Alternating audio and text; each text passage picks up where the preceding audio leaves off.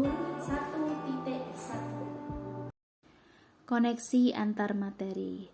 Adapun kegiatan koneksi antar materi ini mencakup beberapa kegiatan yang telah kita lakukan pada pertemuan-pertemuan sebelumnya dengan fasilitator.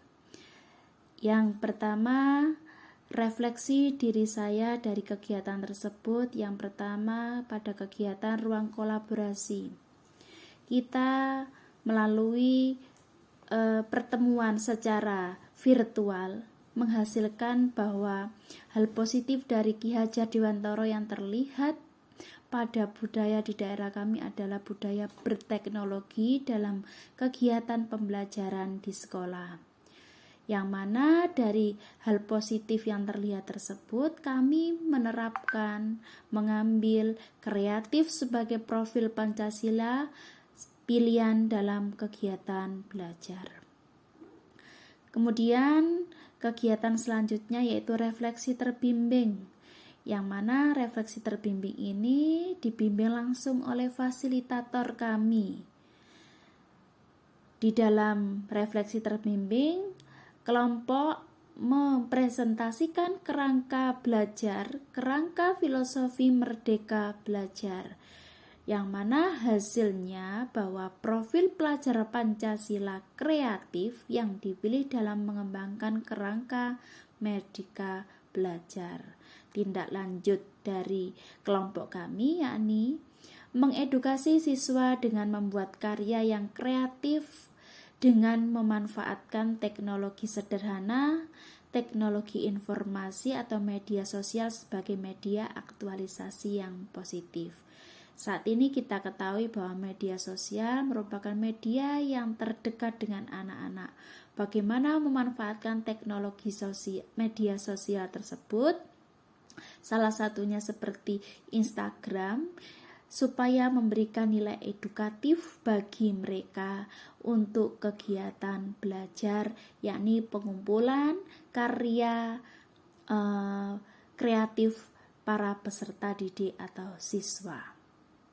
Kegiatan selanjutnya yakni demonstrasi kontekstual.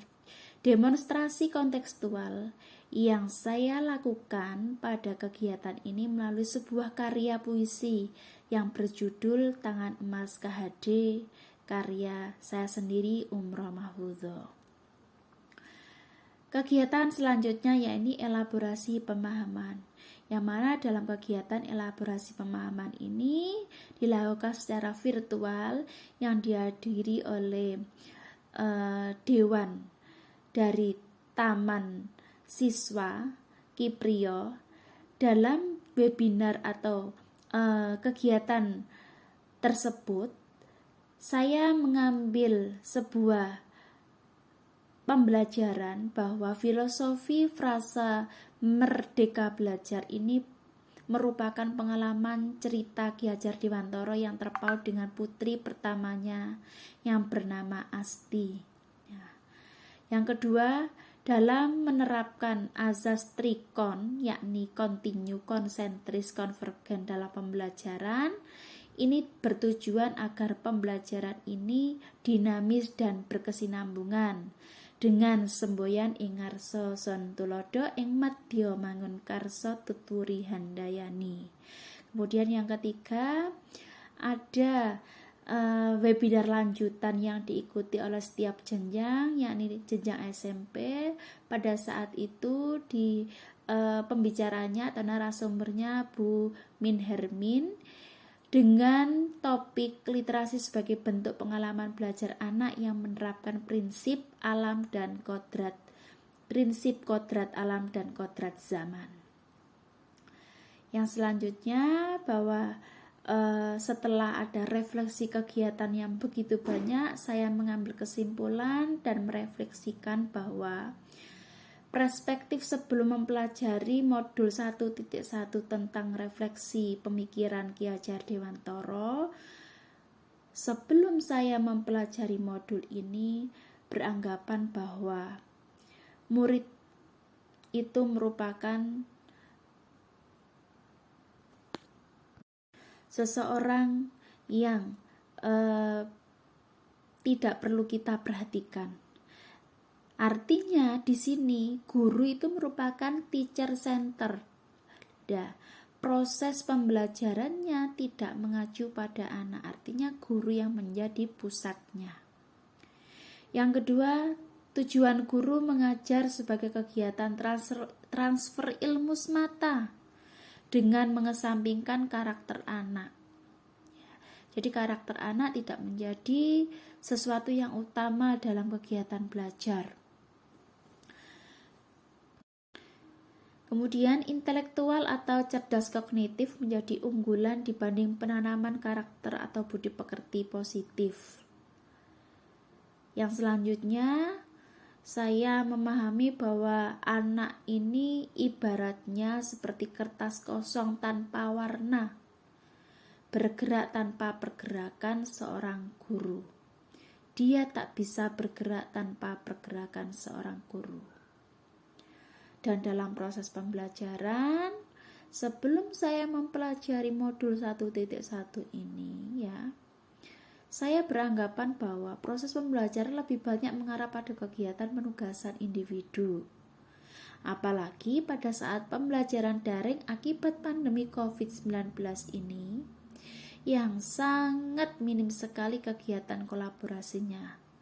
Karena kita dituntut 3M ya, menjaga jarak dengan adanya kegiatan daring tersebut, sehingga kolaborasi dengan sesama teman atau kelas tidak bisa tercipta. Kemudian saya beranggapan lagi juga bahwa pembelajaran yang mengedepankan teoritis dibanding keterampilan yang bermakna dan bermanfaat untuk kehidupan anak.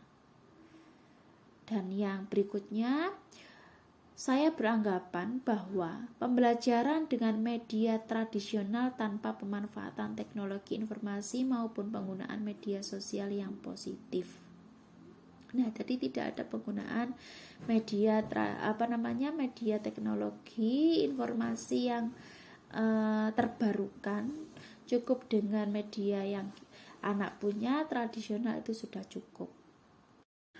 Perubahan dari pemikiran atau perilaku setelah mempelajari modul 1.1 ini, bagi murid ya, saya memiliki pemikiran bahwa pendidikan berorientasi pada anak, dan anak itu sebagai pusat dari kegiatan belajar. Guru merupakan fasilitator semata atau pembimbing budi pekerti, bukan hanya mentransfer ilmu saja, tetapi bagaimana menuntun anak belajar sesuai budi pekerti yang baik dengan memerdekakan mereka.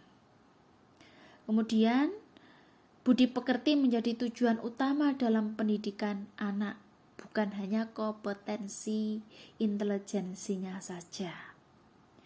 Yang berikutnya, bagi murid bahwa dengan mendorong kreativitas anak dalam mencapai kemerdekaan belajar, itu dapat membimbing bakat minat anak tersebut sesuai dengan karakteristiknya. Selain mengacu pada murid, di dalam pembelajaran saya memiliki pemikiran bahwa pembelajaran ini harus diaplikasikan dengan kegiatan kolaborasi, mengedepankan pembelajaran keterampilan yang bermakna dan bermanfaat bagi kehidupan anak, memanfaatkan teknologi informasi IT atau media sosial sebagai sarana yang memiliki nilai edukatif bagi anak. Dan yang berikutnya, terus mendorong anak untuk berkarya dengan kreatif sesuai bakat minatnya dengan pengawasan yang intensif dan terarah. Yang berikutnya, hal yang dapat saya terapkan sesegera mungkin menuju kelas yang lebih baik sesuai pemikiran KHD. Yang pertama yaitu berhamba pada anak, yakni mendampingi anak dengan intensif melalui komunikasi yang baik, dengan penuh kedekatan, menganggap bahwa murid itu laksana anak kandung sendiri, yakni berprinsip pada menghamba pada anak tersebut. Yang berikutnya Merdeka Belajar, yakni menerapkan pembelajaran yang berpusat pada anak, memberikan kebebasan anak dalam mengemukakan pendapat dengan berkolaborasi, bekerja sama dengan teman sekelas ataupun sekelompoknya berdasarkan prinsip merdeka belajar. Dan yang terakhir, saya akan menerapkan kodrat alam dan kodrat zaman melalui pembelajaran yang menyenangkan dengan strategi terbarukan yang mendorong proses kreatif anak dalam berkarya berbasis pemanfaatan teknologi dan media sosial yang edukatif. Dengan hal ini saya menerapkan prinsip yang mengacu pada kodrat alam dan kodrat zaman. Sedikit proses perubahan awal yang saat ini saya lakukan pada kegiatan pembelajaran luring.